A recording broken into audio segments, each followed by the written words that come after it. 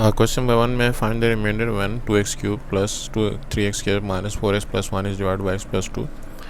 तो जो पोलिनोमियल है हम उसको p ऑफ x के इक्वल ले लेंगे, 2x cube plus 3x square minus 4x plus 1, और जो डिवाइज़र है उसको अगर मैं 0 के इक्वल पुट कर दूँ, x प्लस 2 इक्वल टू 0, तो x की वैल्यू आती है -2। अब रिमाइंडर जो है वो p ऑफ -2 के बराबर होगा, यानी कि इस पोलिनोमियल में अगर मैं x की बजाय -2 पुट कर दूं तो मुझे रिमाइंडर मिल जाएगा। तो x की बजाय मैं -2 पुट करता हूँ 2x क्यूब में, फिर 3x स्क्वायर में, फिर -4x में, प्लस 1 एज इट इज़। इसको सिंप्लीफाई करने से ये बनेगा -8, -8 इंटू इज़ -16, ये बनेगा +4, पावर इवन है, नेगेटिव साइन ख़त्म हो जाएगा, 4 टाइम 3 इज़ 12 और 4 टाइम 2 इज़ 8 प्लस 1। तो सिंप्लीफाई करने से यहाँ पे हमारे पास 12 और 8 20, 20 माइनस 16 4, 4 प्लस 1 5, लिहाजा हमारा जो रिमाइंडर है वो 5 आना चाहिए। क्वेश्चन 1 के सेकंड पार्ट में भी p ऑफ x जो है वो x4 plus 2x cube minus x square plus 2x plus 3, और यहाँ पे जो डिवाइज़र है x माइनस 2, उसको अगर मैं 0 के इक्वल पुट कर दूँ तो इससे x की वैल्यू 2 आती है, लिहाजा हमारा जो रिमाइंडर है वो बनेगा p ऑफ 2। तो 2 power 4 plus 2 into 2 power 3 minus 2 square plus 2 into 2 plus 3, और इसको सिंप्लीफाई करके हमारे पास जो आंसर आता है 2 power 4 is 16, 2 power 3 is 8, 2 power 2 is 4, 2 into 2 is 4 plus 3 plus 3 minus 3 plus 4 minus 4 के साथ कट गया 8 और 16 से हमारे पास बना जी 24, 24 प्लस 3 27, तो रिमाइंडर जो है वो 27 होना चाहिए। अच्छा, यहाँ पे मुझसे 2 लगाना रह गया, तो 2 का क्यूब 8 और 8 2 आर 16, तो 16 plus 16 32, 32 plus 3 is 35। Show that x minus 3 is a factor of x cube minus 2x square minus 5x plus 1। तो हम रिमाइंडर थ्योरम के ज़रिए से चेक करेंगे कि इस पे डिवाइड करके क्या रिमाइंडर 0 आता है या नहीं। तो p ऑफ x हमारे पास x cube minus 2x square minus 5x plus 1, और अगर मैं पुट कर दूँ x माइनस 3 इक्वल टू 0, तो यहाँ से x की वैल्यू मेरे पास 3 आ गई, और p ऑफ 2 से मेरे पास आएगा 3 का क्यूब माइनस 2 इंटू 3 का स्क्वायर 5 इंटू 3 प्लस 1। इसको सिंप्लीफाई करके आता है जी 27, 3 का square 9, 9 time 2 is 18, 5 time 3 is 15 plus 1। तो इन दोनों को ऐड करके 28, और इन दोनों को ऐड करके, अच्छा क्वेश्चन में यहाँ पे 6 है जी, तो ये इसको अगर हम 6 कर दें तो 27 और 6 मिलके 33, और -18 और -15 मिलके भी -33। तो आंसर चूँकि 0 आता है तो रिमाइंडर जो है वो हमारे पास 0 हो गया।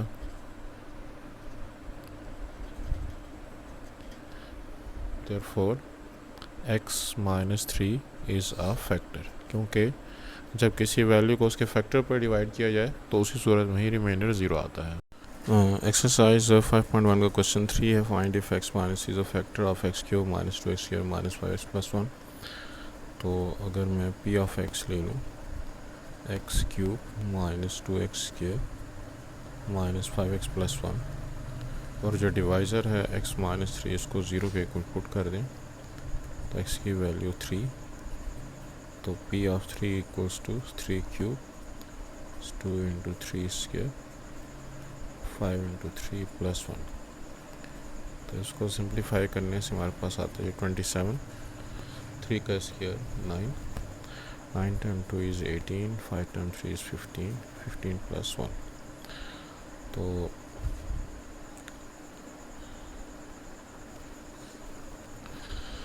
अगर हम एक जैसे साइन की वैल्यू से इकट्ठा करें 27 प्लस 1 28, और इससे हमारे पास बनता है जी 33, जो कि ज़ाहिर है 0 के इक्वल नहीं है, तो therefore x minus 3 is not a factor, क्योंकि अगर फैक्टर होता तो फिर हमारे पास रिमाइंडर जो है वो 0 आना चाहिए था। क्वेश्चन नंबर 4 में हमको 4y³ minus 4y² plus 10 plus 2y का एक फैक्टर गिवन है। अब 4y² माइनस 8y प्लस 10 की सूरत में दूसरा फैक्टर मालूम करना है। तो अगर हम इस पर डिवाइड कर दें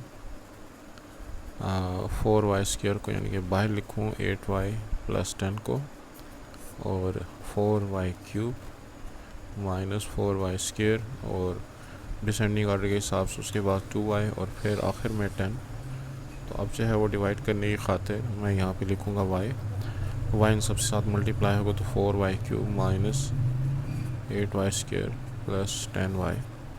साइन चेंज करने की सूरत में पहली वैल्यू जो है वो तो कट जाएगी, ये बनेगा 4y² माइनस 8y प्लस 10। तो अगर मैं यहाँ पे 1 के साथ मल्टीप्लाई करूँ तो 4y² minus 8y plus 10। Sign change करने से ये तीनों वैल्यूज़ कट जाएंगी, लिहाजा जो हमारे पास सेकंड फैक्टर है वो बना y प्लस 1। तो एक फैक्टर उसने 4y² माइनस 8y प्लस 10 की सूरत में दिया हुआ है और दूसरा फैक्टर y प्लस 1 होना चाहिए। जब हम किसी वैल्यू को लीनियर फैक्टर पे डिवाइड करते हैं तो जो हमारे पास आसान मेथड है वो सिंथेटिक डिवीजन का है। अगर मैं x प्लस 1 को 0 के इक्वल पुट कर लूँ तो x की वैल्यू मेरे पास -1 आएगी। -1 को हम बाहर लिख के यहाँ पे जो कोएफिशिएंट्स हैं उनको लिखते हैं। x³ का कोएफिशिएंट है 1, x² का कोएफिशिएंट है q, फिर x का कोएफिशिएंट -7, फिर कांस्टेंट टर्म 6। पहली वैल्यू के नीचे हम 0 डाल देते हैं। इन दोनों को अगर ऐड करें तो 1 + 0 1, 1 × -1 इज़ -1, q -1, q -1 से मल्टीप्लाई होगा तो -q प्लस 1, और इन दोनों को सॉल्व करने से -q और -7 और +1 -6। अब -1 को -q -6 से मल्टीप्लाई करेंगे तो ये बनेगा +q + 6। इन दोनों को ऐड करने से q + 12। तो ये जो आखिरी वैल्यू होती है ये हमारा रिमाइंडर होती है। तो रिमाइंडर जो है ये q + 12 हो गया। अब इसको हम 0 के इक्वल पुट करेंगे क्योंकि फॉर एग्जैक्ट डिवीजन, अगर डिवीजन एग्जैक्ट है तो फिर हमारे पास रिमाइंडर आना ही नहीं चाहिए, यानी कि 0 आना चाहिए। तो यहाँ से हमारे पास q की वैल्यू -12 आ गई। तो अगर q की वैल्यू -12 होगी तो ये जो एक्सप्रेशन है ये x + 1 पे एग्जैक्टली डिविजिबल होगा। क्वेश्चन नंबर 6 में हमारे पास है कि find m so that this expression divide by x - 2 gives 16 as remainder. तो इसको भी मैं सिंथेटिक डिवीजन वाले मेथड से अगर करूं, क्योंकि जो डिवाइड करने वाला फैक्टर है वो लीनियर है, मैं अगर इसको 0 के इक्वल पुट कर लूँ x - 2 = 0, x की वैल्यू 2 आती है। 2 को मैं बाहर लिख देता हूँ। यहाँ पे जो कोएफिशिएंट्स हैं x³ का कोएफिशिएंट 2 और उसके बाद x² का कोएफिशिएंट 3, x का कोएफिशिएंट -3 और आखिर में जो हमारे पास कांस्टेंट वैल्यू है वो है -m। इसके नीचे अपनी तरफ से 0 लगाता हूँ। 2 + 0 2, 2 2s are 4, 3 + 4 7, 7 2s are 14, -3 और 14 मिलके 11, 11 × 2 इज़ 22। तो यहाँ पे अब मेरे पास -m + 22 बनेगा। तो ये जो आखिरी वैल्यू होती है रिमाइंडर होती है। तो हम जो रिमाइंडर है -m + 22 इसको 0 के इक्वल पुट करेंगे एग्जैक्ट डिवीजन की खातिर, जिससे 22 = m आ जाएगा। लिहाजा m की वैल्यू 22 होनी चाहिए। अच्छा, यहाँ मुझसे गलती हुई, जो रिमाइंडर है वो गिवन है 16, लिहाजा मैं इस रिमाइंडर को अगर 16 के इक्वल लेता हूँ तो 22 16 को इधर लेकर आते हैं और m को इधर लेकर आते हैं। लिहाजा 22 - 16 से हमारा आंसर आएगा 12 - 6 इज़ 6। तो m की वैल्यू जो है वो 6 होनी चाहिए। अगर रिमाइंडर 0 होता तो तब आंसर 22, लेकिन रिमाइंडर की वैल्यू क्वेश्चन के अंदर 16 गिवन है, उसके मुताबिक हमें ये जो फाइनल लास्ट वैल्यू आई है इसको 16 के इक्वल पुट करना है, जिससे m की वैल्यू 6 आ गई। क्वेश्चन नंबर 7 में है कि हमें चेक करना है 1 और -2 जो है वो इसके ज़ीरो हैं या नहीं। तो दूसरे लफ्ज़ों में कि भाई ये जो है x -1 और x+2 इसके फैक्टर एक्सप्रेशन के बनते हैं कि नहीं। तो अगर मैं इस इक्वेशन को ज़ीरो के इक्वल पुट करूं तो क्या 1 और -2 पुट करने से हमारा जवाब ज़ीरो आता है। तो उसको कई तरीक़ों से किया जा सकता है। एक तरीका तो ये है कि हम रिमाइंडर थ्योरम को इस्तेमाल करें। p ऑफ x अगर हम इसको ले लें x³ -7x + 6 और मैं अगर x की वजह 1 पुट करूं तो रिमाइंडर की वैल्यू 1³ -7 × 1 + 6 जो कि वाकई ज़ीरो आता है। तो देयरफॉर 1 इज़ अ ज़ीरो और इसको अगर हम ज़ीरो के इक्वल पुट कर दें तो उसका एक रूट। इसी तरह से अगर इसी इक्वेशन के अंदर x की बजाय -2 पुट कर दें तो -2 का क्यूब -7 × -2 + 6, इसको सिंप्लीफाई करने की सूरत में -8 + 14 और +6, तो ये हमारे पास ज़ीरो के इक्वल नहीं आता। इसलिए जो x इज़ इक्वल टू -2 है is not a zero. Question number 8 में है कि find the zeros of polynomial. अब इस पॉलिनोमियल के ज़ीरोज़ मालूम करने खातिर अब इसकी फैक्टराइजेशन तो पॉसिबल नहीं है। हम इसमें जो है वो ट्राई करेंगे कि x की कौन सी वैल्यू इसको ज़ीरो बनाती है।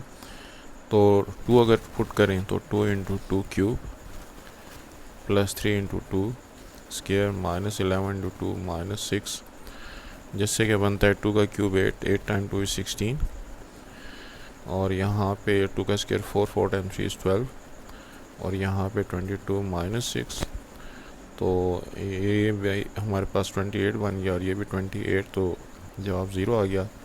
तो therefore x = 2 is a zero. अब अगर x2 इसके लिए ज़ीरो है तो इसके बाकी जो फैक्टर्स हैं वो मालूम करने की खातिर हम सिंथेटिक डिवीजन के ज़रिए से अगर इसको डिवाइड कर दें 2 पर तो x³ का कोफिशिएंट 2, x² का कोफिशिएंट 3, x का कोफिशिएंट -11, कांस्टेंट ऑफ -6, ज़ीरो लगाते हैं 2 + 0 2, 2 × 2 = 4, 3 + 4 7, 7 × 2 = 14, -11 और 14 3, 3 × 2 = 6, तो ये जो आखिरी वैल्यू है ये ज़ीरो आई है। तो क्वेश्चन जो हमारा बनता है वो बनता है, इसकी डिग्री को हम एक कम कर देंगे। यहाँ पे x³ है तो 2 के साथ 2x² + 7x + 3, तो इसका अगर मैं मिड टर्म ब्रेक करूँ तो वो बनता है ये 2x² + 6x + 1x। तो पहले दो में से हमारे पास 2x कॉमन, x + 3, यहाँ से 1 कॉमन, x + 3, तो x + 3 और 2x + 1। तो यहाँ से x + 3 को ज़ीरो के इक्वल पुट करते हैं और 2x + 1 को भी ज़ीरो के इक्वल पुट करते हैं। यहाँ से x की वैल्यू -3 आ गई और यहाँ से x की वैल्यू -1/2। तो ये जो है हमारे पास इसके ज़ीरो बने 2, -3 और -1/2। क्वेश्चन नंबर 9 में है कि इस एक्सप्रेशन को x - q ऑफ x + 6 के फॉर्मेट में हमने जो है वो लिखना है। तो सबसे पहले तो जो इस पर हमने डिवाइड करना है वो है x - a। तो मैं अगर 4 पे इसको डिवाइड कर दूं, x³ -x² - 14x + 8 synthetic division के जरिए से इसको कर लेते हैं। x³ का कोफिशिएंट 1, x² का कोफिशिएंट -1, x का कोफिशिएंट -14 और 8 यहाँ पे इसके नीचे 0 लिखते हैं। 1 + 0 1, 1 4s are 4, -1 और 4 3, 3 4s are 12, -14 और +12 -2, तो 4 × -2 is -8।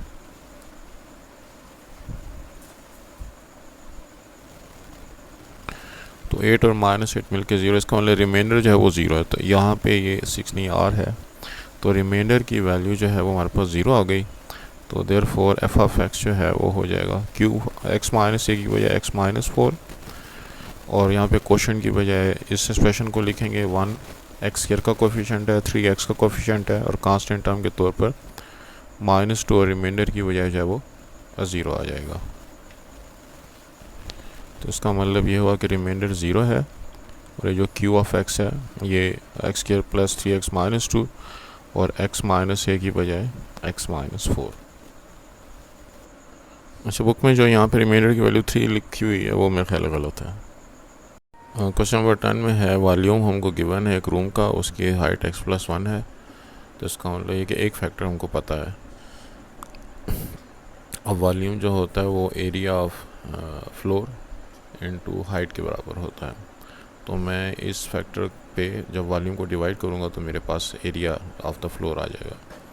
तो उसके लिए मैं पुट कर लेता हूँ x+1 इक्वल टू 0, जिससे x की वैल्यू आ जाएगी -1। और अब ये जो सिंथेटिक डिवीजन का हमारे पास मेथड है, इसके हिसाब से -1 को मैं बाहर लिखता हूँ और वॉल्यूम को इस पर डिवाइड करता हूँ। x³ का कोफिशिएंट 1, x² का कोफिशिएंट 11, x का कोफिशिएंट 34, 24, यहाँ पे 0, 1 + 0 1, 1 इंटू -1 -1, 11 और -1 10, 10 इंटू -1 -10, ये हमारे पास बनेगा +24, 24 into -1 -24।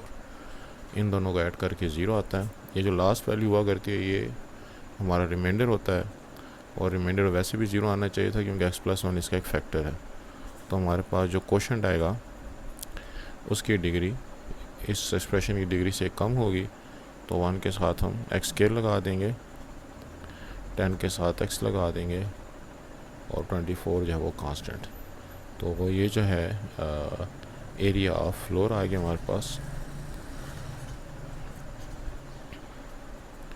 x² + 10x + 24 unit square.